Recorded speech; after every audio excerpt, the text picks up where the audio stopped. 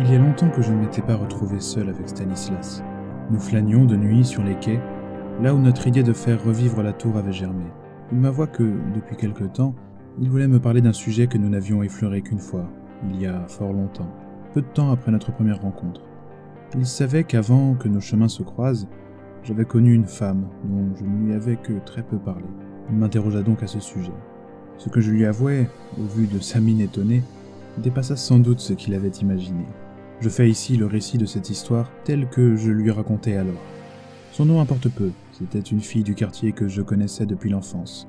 Nous avions toujours été proches et le passage à l'âge adulte nous avait révélé à tous deux des sentiments nouveaux et réciproques. C'était alors la seule femme que j'eus jamais connue, et nous nous aimâmes d'un amour sincère pendant plusieurs années. Mais je sentais qu'elle prenait sur moi un ascendant qui ne me plaisait guère, et que notre relation tournait comme du mauvais vin. Nous avions emménagé dans l'appartement que j'habite encore aujourd'hui. Il y avait là un poêle pour se chauffer. Il y est toujours d'ailleurs. Un soir, alors que je servais encore comme apprenti chez les compagnons, j'étais rentré fort tard du travail, et je l'avais trouvée morte. Elle avait dû s'endormir alors que le poêle était allumé, et les fenêtres closes. La fumée s'était mal écoulée, et le charbon l'avait asphyxiée dans son sommeil. Je n'avais pas été triste, ou dans un état similaire. Au contraire, cette mort m'avait plongé dans un état de joie que je retrouvais parfois dans nos soirées à la tour. Suite au décès de ma compagne, j'avais passé 3 jours complets de débauche et d'oubli. Jours au cours desquels j'avais d'ailleurs rencontré Stanislas. Si bien que, lorsque j'étais rentré chez moi, après avoir tant nocé, je découvris, ou plutôt redécouvris, le cadavre vert et gonflé par la putréfaction. Stanislas m'avait écouté sans m'interrompre une seule fois. J'étais heureux de lui avoir livré mon secret, et encore plus de savoir qu'il l'avait compris. L'établissement de Merliot, rue de l'Oursine, était un mastroquet bien avant de devenir un bal populaire, si bien que même si l'établissement a officiellement changé de costume, les personnages qui s'y trouvent sont encore les mêmes. C'est là que nous décidâmes d'aller fêter le succès de notre troupe. La bande était au complet. Hormis Marie, il n'y avait bien sûr que des mâles. Pour montrer au monde notre appartenance à une même famille, nous avions pris l'habitude de sortir coiffés de hauts de forme et de capes noires. Notre prestance attirait tous les regards, et même les repris de justice n'osaient nous défier. Je ne me gargarise pas en disant que ce soir-là, notre bande liquida au moins 1 tonneau de vin au tavernier. Les plus hardis partirent danser sans aucune cohérence au milieu de la piste de danse, devant des jeunes femmes. Oh diable, quand j'y repense, j'en ris encore. Je ne sais plus au juste, mais 2 ou 3 d'entre nous qui dansaient décidèrent spontanément de sortir de leurs pantalons, leurs bijoux de famille et de les agiter en suivant tant bien que mal le rythme de l'orchestre. Ah, quel bon souvenir. Je repense au regard ahuri de l'assistance. Je crois même que l'orchestre s'est brièvement interrompu.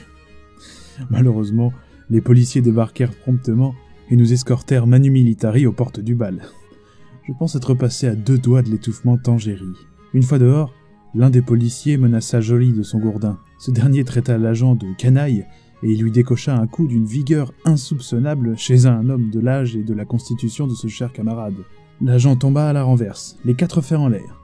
Nous entraînâmes Joly au loin, tandis qu'il hurlait aux policiers à terre qu'il n'aurait pas sa croix pour la tour, ce qui par ailleurs était vrai. Nous nous éloignâmes suffisamment loin et rapidement pour éviter les poursuites. Une partie d'entre nous se rendit à la tour, les autres devaient trouver des actrices pour la nuit. Naturellement, j'étais du nombre. Nous allâmes dans un bal dont je ne parviens pas à me rappeler le nom. Il s'agissait de je ne sais quel animal en train de fumer. Confiant dans mon expérience, j'abordais une femme. Elle était plus âgée que celle que nous avions l'habitude de prendre comme actrice, mais tout aussi nécessiteuse que les autres, si bien qu'elle ne résista pas longtemps au bon souper que je lui proposais de prendre chez un ami qui habitait non loin. Je l'emmenai à la tour. À notre arrivée, je découvris avec une agréable surprise que Léon avait également recruté une comédienne pour notre représentation de ce soir. Aucun de nous n'avait eu recours à la corvée, si bien que nous pûmes boire, manger et discuter avec nos actrices avant de les faire jouer. La femme que j'avais rencontrée s'appelait Madeleine. Elle avait 32 ans, elle vivait chichement, économisant autant qu'elle pouvait pour pouvoir nourrir ses 2 enfants. Leur père était mort à la guerre et l'État ne versait pas de pension. L'autre fille était une prostituée sur le chemin de la rédemption. Je ne me suis pas donné la peine de retenir son nom. Au cours de la soirée, Joly nous montra un étrange objet.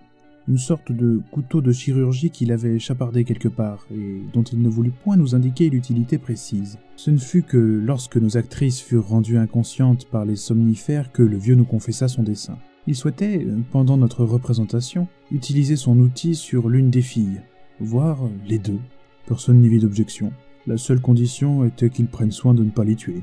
Madeleine fut une partenaire délicieuse, à tel point que je ne pus m'empêcher de demander à Joly si je pouvais lui emprunter son étrange outil. Il accepta, à ma grande joie.